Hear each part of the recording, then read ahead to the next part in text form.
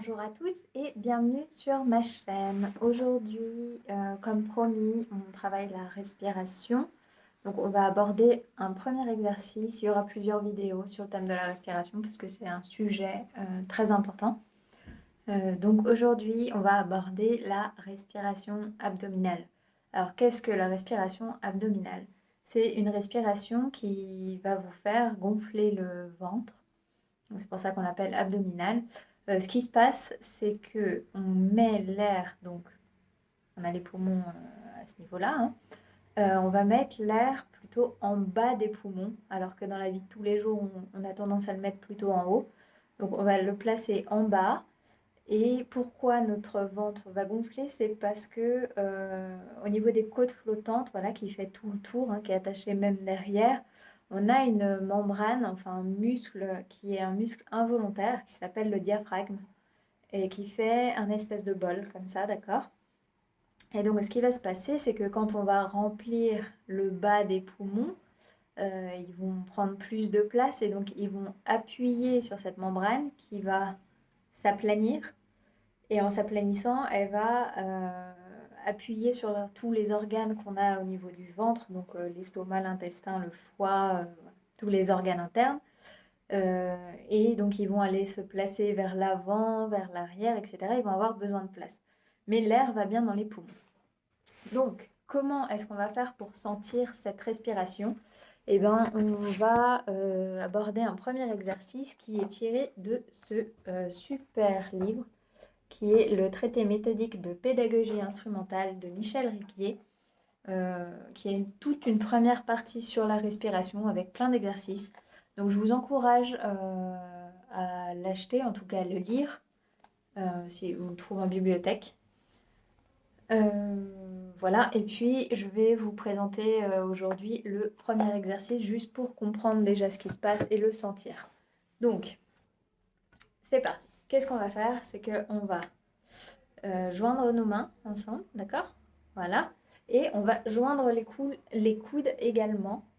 Ce qui va faire qu'on va contracter la cage thoracique, d'accord?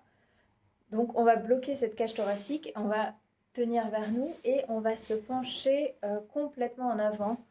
Donc faites attention à être assis sur un tabouret. Là je suis sur un tabouret de piano, mais sur un tabouret ou sur l'avant d'une chaise pour avoir le dos droit mais sans dossier et avoir les pieds bien à plat. Une fois qu'on est dans cette position, on va se pencher complètement en avant et on va inspirer par la bouche en faisant attention à ne pas bouger les épaules et en gardant bien notre cage thoracique compressée. Donc on y va, on se penche en avant, je me recule un peu, voilà. Donc c'est parti, voilà. Et on va venir respirer une dizaine de fois comme ça, donc c'est parti. 1,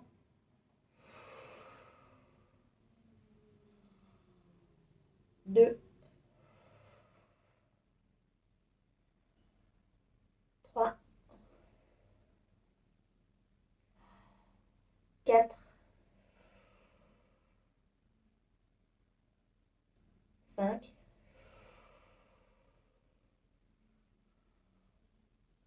6, 7, 8, 9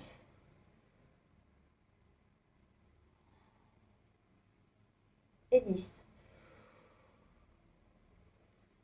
On se relève, on relâche, on se détend, voilà. Donc normalement si vous faites l'exercice comme il faut, vous sentez que vous avez le ventre qui se gonfle et légèrement aussi derrière,